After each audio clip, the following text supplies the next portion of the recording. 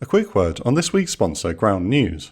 War often brings out the most heated and polarising perspectives, and the news we read and the news we miss heavily influences our outlook on these types of issues, which is why I'm happy to be partnering with Ground News again for this video.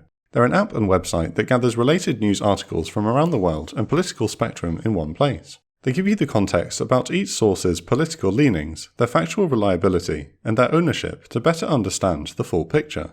For example, let's take a look at this story covering the recent US strikes on Iran's nuclear program. Ground News found 716 news articles from across the world and political spectrum. CNN, identified by Ground News as left-leaning, led with a story that the US military strikes on Iran's nuclear facilities did not destroy the core components of the country's nuclear program and likely only set it back by months. Breitbart, identified by Ground News as right-leaning, questions the CNN reporter's credibility, saying that she wrote an article in 2020 alleging that the Hunter Biden laptop story was Russian disinformation. Having the news with full context is invaluable to plainly see how the origin of a source can heavily dictate the narrative. Ground News even has a dedicated blind spot feed to highlight stories that are disproportionately covered by either side of the political spectrum, letting you sidestep echo chambers from like-minded outlets. I encourage you to check it out at ground.news/TOR to make sure you're getting all sides of every story. They're giving my viewers 40% off their Vantage subscription, the same plan I use for unlimited access. I think Ground News is doing important work, and I hope you'll check them out. The air raid sirens once again blare throughout the city of Hamburg at 20 minutes to midnight on the 27th of July 1943. For Hamburg's sleep-deprived population, this means enemy aircraft are less than half an hour away and another night sheltering underground. The city has been subjected to heavy aerial bombardment from both the United States 8th Air Force and RAF Bomber Command for 3 days in a row, and many civilians are at their wits' end. The city braces for yet another air raid, but no bombs fall by the time the clock strikes midnight. Many of Hamburg's citizens believe this is a false alarm. Some leave their shelters to return to their beds, relieved there will be seemingly no bombing. But they have been lulled into a sense of false security. Shortly after 12:50 am, the dull droning of 735 aircraft is heard approaching the city. The night of the 27th to the 28th of July will see destruction and suffering yet unseen in warfare, visited upon the city of Hamburg, and will eventually be described by the German people in one word: Firestorm. 3 days earlier, RAF Bomber Command Chief Arthur Harris launched Operation Gomorrah, a concerted effort to level Germany's second city. Since then, Hamburg has been heavily damaged by Bomber Command attacking at night, and the American 8th Air Force during the day.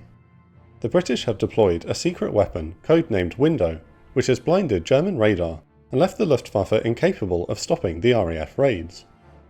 The first strike destroyed much of Hamburg's western boroughs, while the American daylight raids damaged the port facilities and knocked out the Neuhof power plant, which cut 40% of the city's supply of electricity. Around 2,000 people have been killed, and tens of thousands rendered homeless by the bombing. Despite the damage and loss of life, Hamburg's key industrial facilities, along with city services, are still functioning. Urged on by threats by the Gestapo, the city's fire brigade has made a heroic effort to combat the fires in western Hamburg, and were briefly reinforced by firefighters from the neighbouring city of Hanover. Most of the larger fires are contained by the afternoon of the 27th of July, but approximately 1,133 smaller fires continue to burn. Many firefighters have fought the flames for 3 days straight, without stopping for food or rest. Despite the scale of the destruction, Hamburg's chief of police describes the situation as stable by the evening of the 27th of July. The aim of tonight's raid is to completely overwhelm the city's emergency services. The force of 787 bombers took off at 10 p.m. before making the long trek across the North Sea. The bomber stream will approach the city from the northeast, a change from the previous RAF and American raids. The other major change from the first raid are the munition loadouts. The bombers will be carrying 240 extra tons of incendiary bombs. The RAF has been experimenting with the best way to destroy German cities, and are increasingly convinced that incendiaries and not high explosive bombs cause the most damage. The target areas are the dense working-class neighbourhoods of Hamm, Hammerbrook, Eilbeck and Borgfeld on the east side of Hamburg. The bombs will begin falling at 1 am on the 28th of July. Once again, the attack will be supported by intruder raids against Luftwaffe night fighter airfields. Morale is high within Bomber Command. The operational record book of 83 Squadron noted, "We were all given to understand that our last few raids had done more to end this war than anything so far. The aircrew do feel that they are at least really achieving something vital."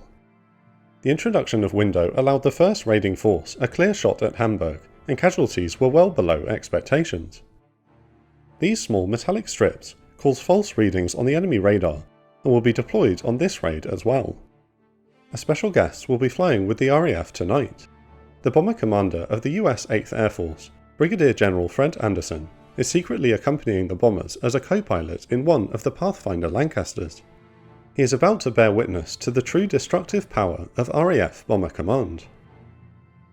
The large formation of aircraft is approaching the German coastline from the west at 12:30 am. 41 bombers are forced to abort the mission due to mechanical difficulties, while the rest press on. The bomber stream reaches Position A, a location around 50 miles from the German province of Schleswig-Holstein, when window is deployed. Crewmen begin shoving the packages of strips out of their aircraft, with many utilising the new window-dropping chute hurriedly installed on RAF bombers, meaning the crewmen can drop the packages without exposing themselves to the elements. The windowing will continue for the rest of the mission, and is quickly becoming a routine part of the air war. German radar has been tracking the bomber stream, and its operators once again recognise the clear signs of electronic interference, as their display screens populate with thousands of phantom contacts. The Luftwaffe has been scrambling to find a countermeasure to this new weapon, which is helped by the fact that German scientists have already been experimenting with their own window equivalent, codenamed Derpel. The usually reliable Würzburg radars have been rendered useless, but the longer-range Freya radar sets are not as affected. Skilled radar operators are learning how to pick out individual bombers flying on the outer edges of a cloud of window, allowing them to vector night fighters to the general area. If a night fighter pilot reacts quickly enough, they can race to intercept the bombers before the window cloud completely blinds German radar.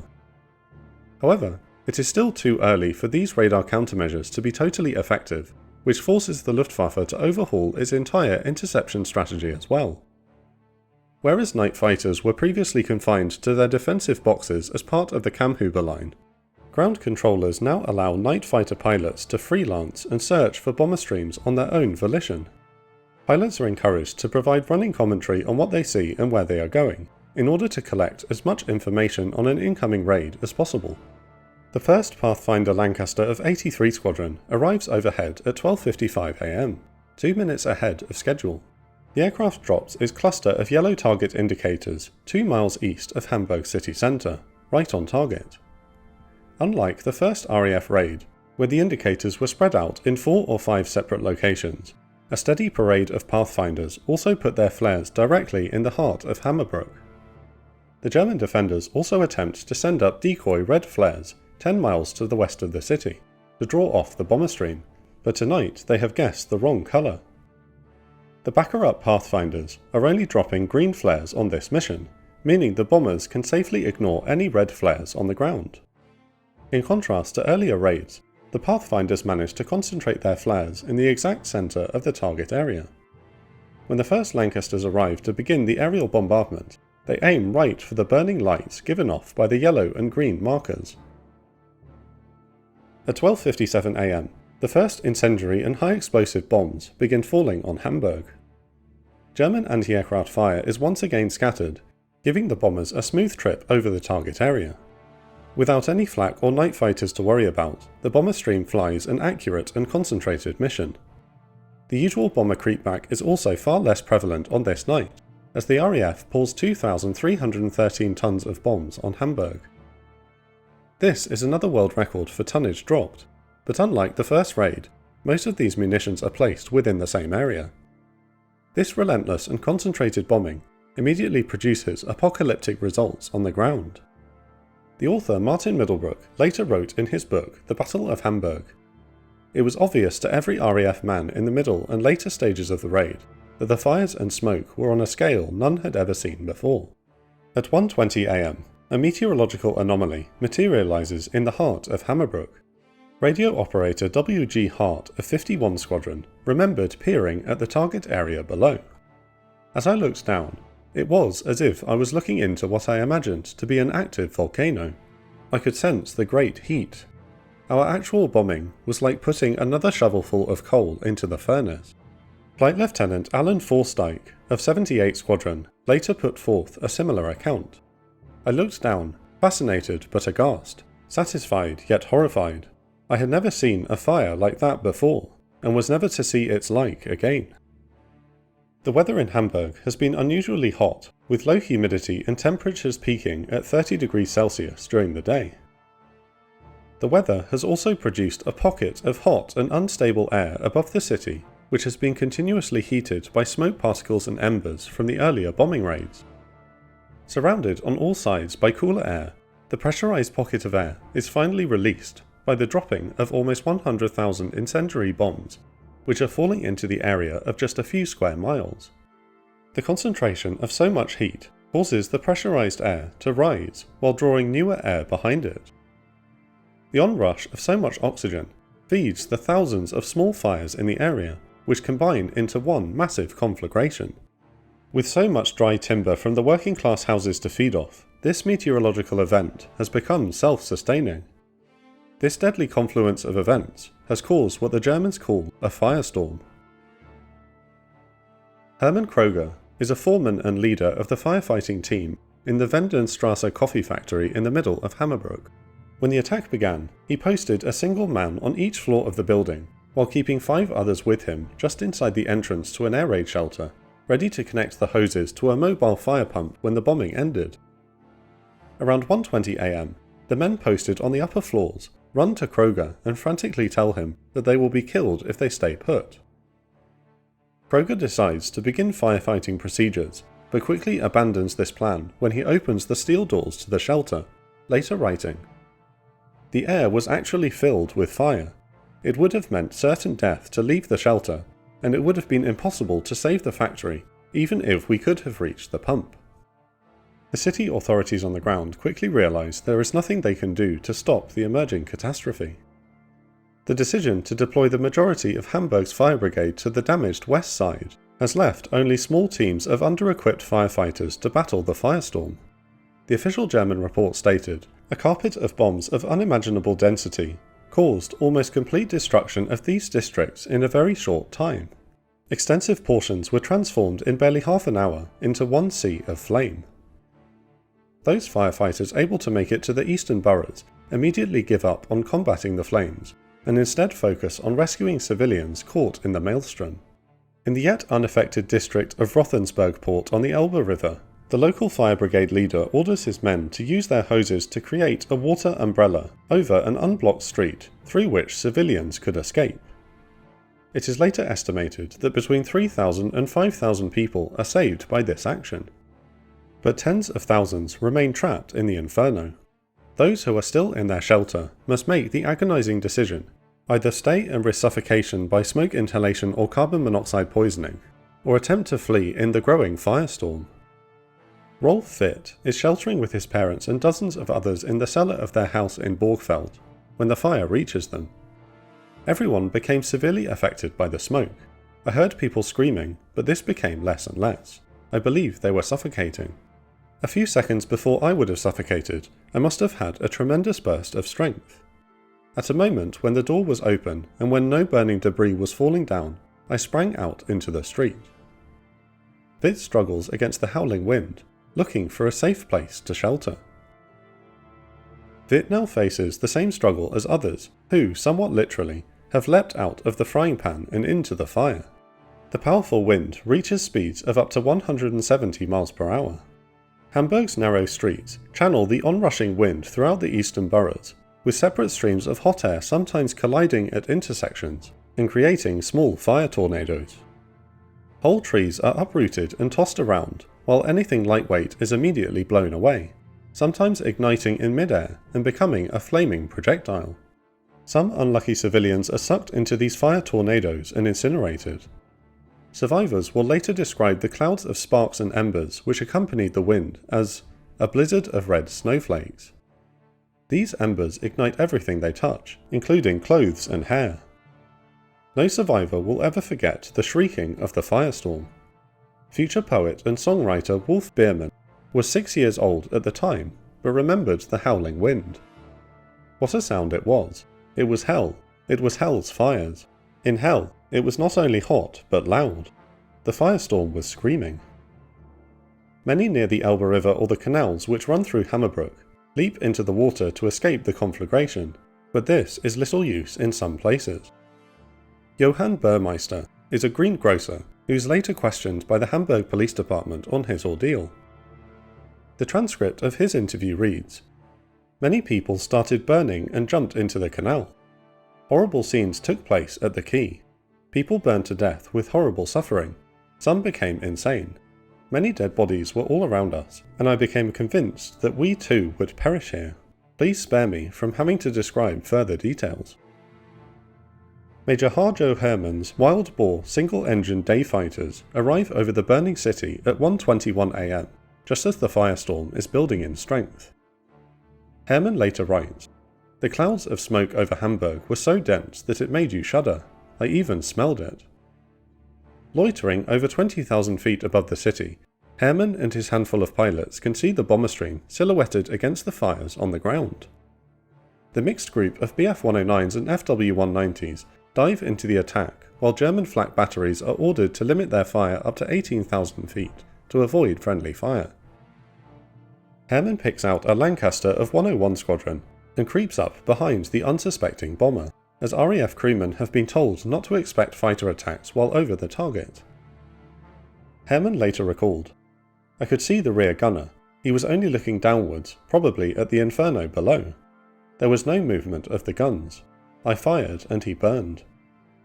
The Lancaster crashes into a northern suburb of Hamburg with no survivors. 3 more Lancasters are shot down by Hermann's wild boars, but they are far too few in number to make a difference on this night.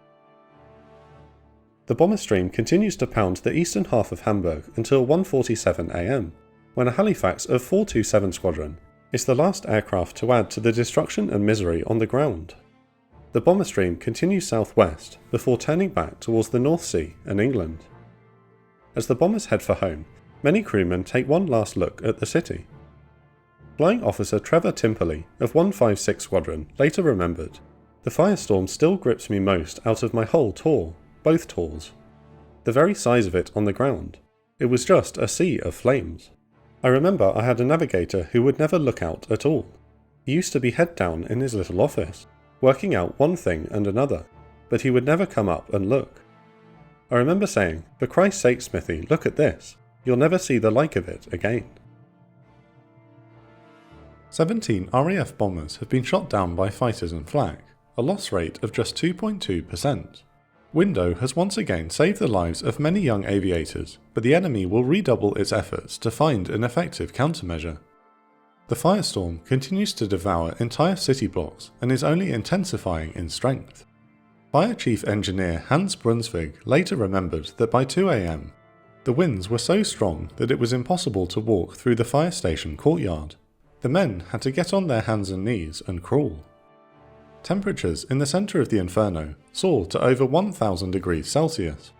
Survival in the narrow streets and houses is now unthinkable, with extreme heat, poisonous gases and smoke forcing civilians to evacuate from their shelters right into the middle of the hurricane-force winds. Those running away from the firestorm struggle against the winds, with many injured by burning embers and sparks flying right at them. The only safe places are large public parks or open areas which act as a fire break. In the borough of Borgfeld, Rolf Witt has escaped from his house and is looking for shelter from the advancing fire. He recalled, "I ran 8 or 100 meters to a railway bridge and laid down next to a metal tube to protect myself from the sparks. I had terrific thirst." After taking a drink of tea from his thermos, a second man runs to where Witt has taken cover. His clothes were burning. I took off my coat and beat out the fire on the other man.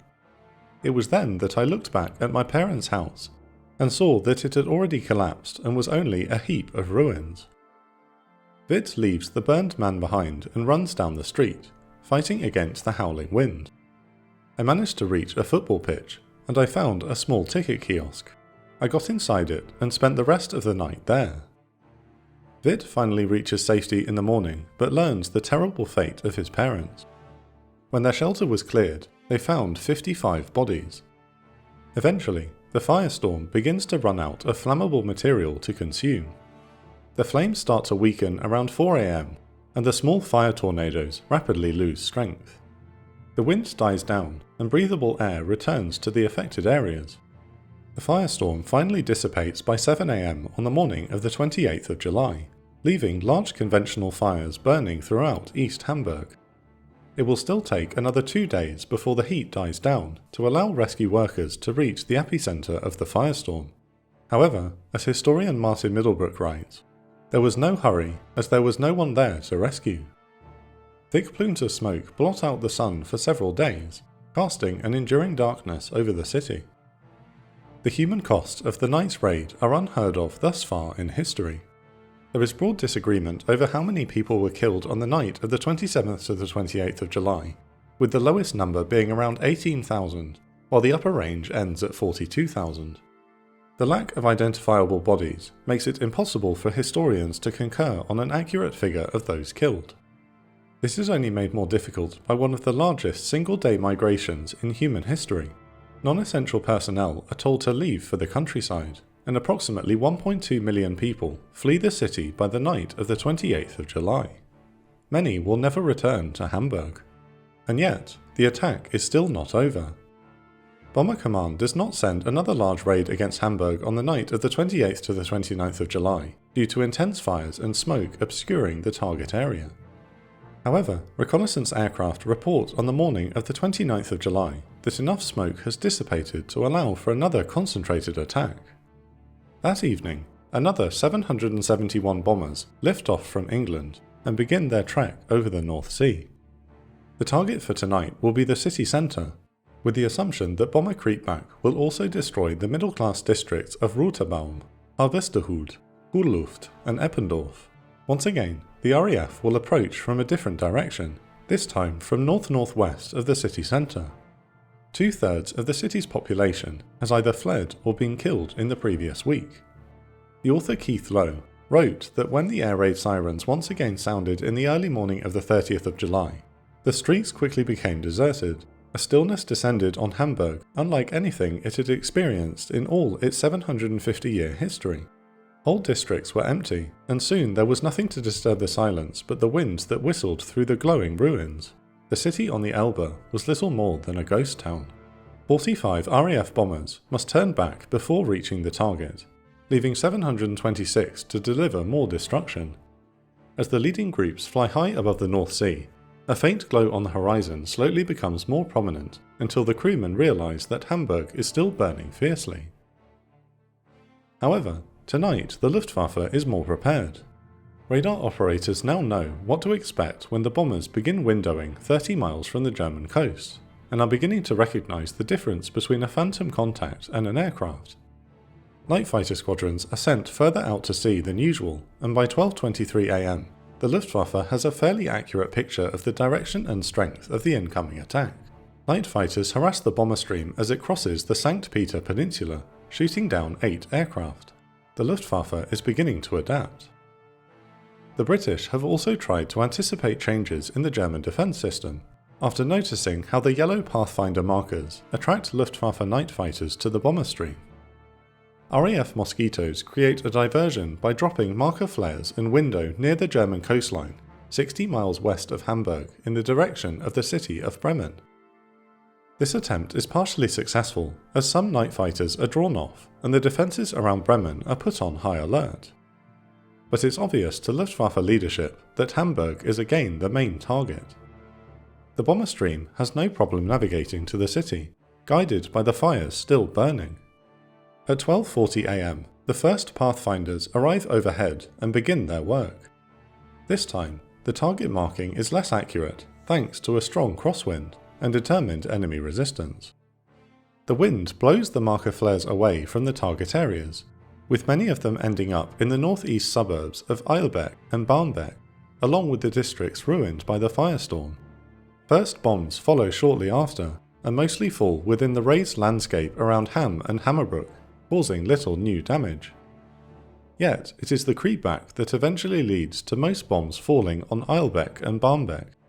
Another large blaze illuminates the night sky as the northern suburbs of Hamburg begin to burn.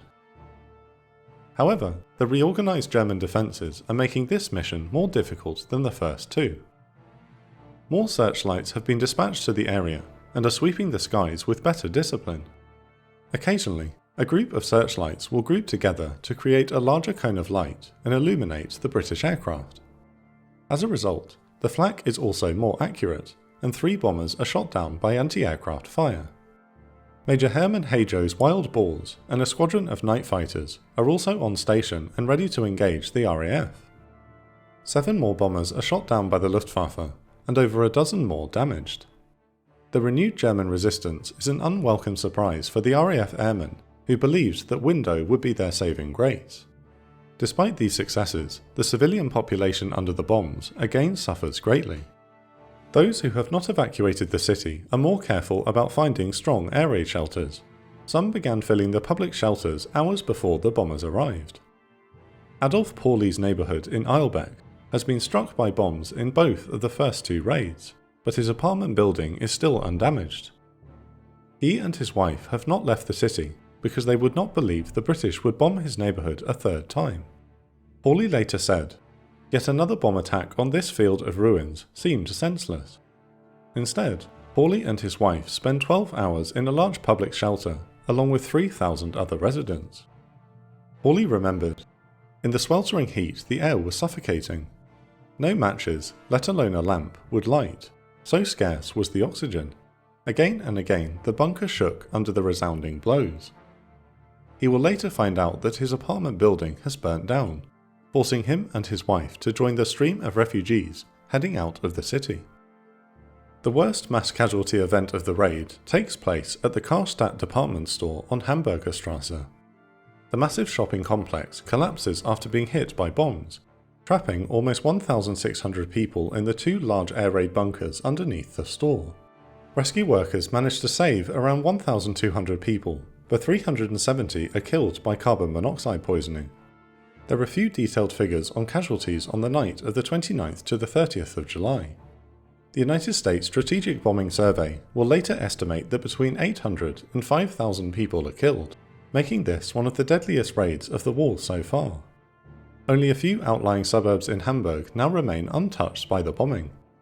5 more British bombers are shot down by night fighters as they make their way back to the United Kingdom, bringing the total number of aircraft lost to 28. Air Chief Marshal Harris still intends on attacking the ruined city one more time. 2 days later, on the morning of the 2nd of August, Harris is informed that weather conditions over Hamburg will allow for another concentrated bombing raid. 737 bombers again head for Hamburg. This plan is more ambitious.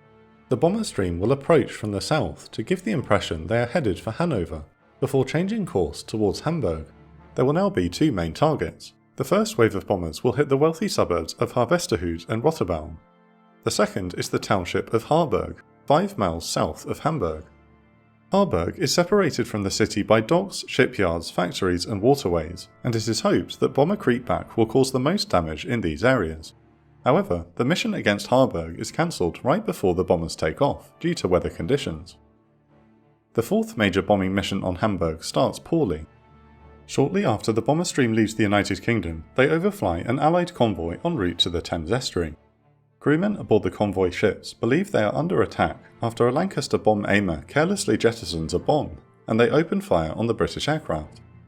No bombers are shot down, but the friendly fire is taken by the airmen as a bad omen. When the bomber stream reaches the island of Heligoland and begin deploying Window, they are faced with a violent electrical storm directly in the flight path. The crews have no choice but to fly right through the storm clouds and immediately face icing problems. Flight engineer Ted Groom is aboard a Lancaster in 460 Squadron and recalled, "The propellers appeared like huge Catherine wheels, with ice forming and static electricity.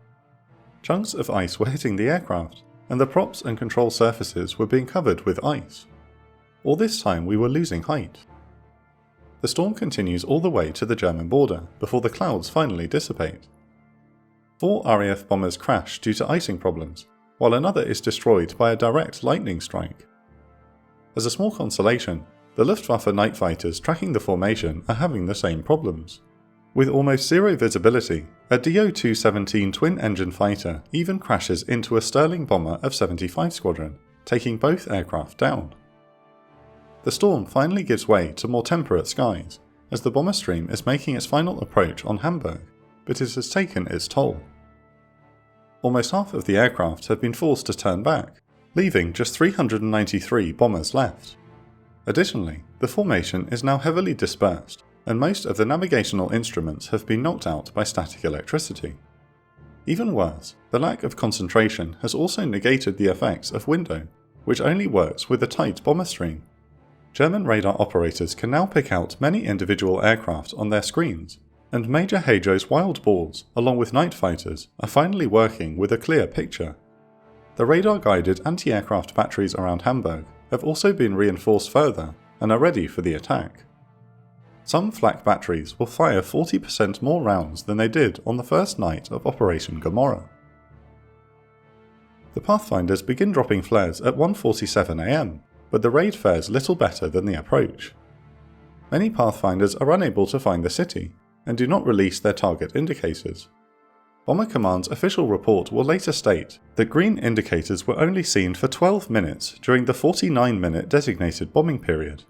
With no concentration of flares, most bomber crews release their munitions on dead reckoning, or try to aim for the fires still burning below. The bombing performance is very poor compared to the previous raids on Hamburg.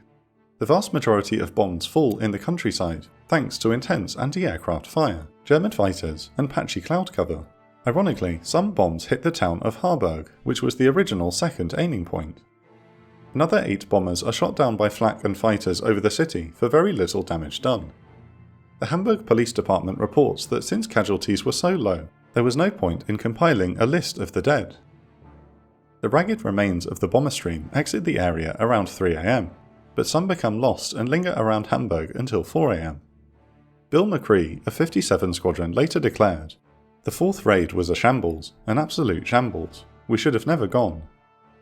Altogether, 30 bombers have been lost to the storm, fighters and flak fire. Out of the original 737 aircraft which took off from England, 106 dropped their bombs in the sea, 14 had jettisoned them over land, and 197 had given up on Hamburg and attacked targets of opportunity elsewhere.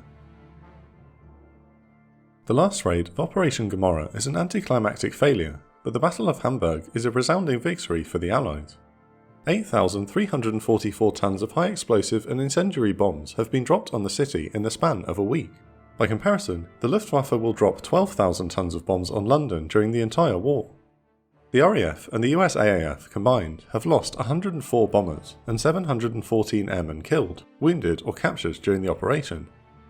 This is an acceptable loss rate for Bomber Command, and although the casualty rate is much higher for the 8th Air Force, the US AAF continues to build its bomber strength in anticipation for an autumn blitz against the Reich. Air Chief Marshal Harris has mostly achieved his main goal of devastating Germany's second city. Between 56 and 61% of all buildings in Hamburg have been destroyed, leaving over 900,000 civilians homeless. Between casualties of the bombing and those who fled the city, the workforce of Hamburg's war industries is reduced by 48%. Post-war studies estimate that Hamburg's most important contribution to the war, its vast shipyards, were unable to produce between 20 to 27 more U-boats due to the effects of Operation Gomorrah. Electrical consumption for the city's war industry is also reduced by 57% in the month of August 1943.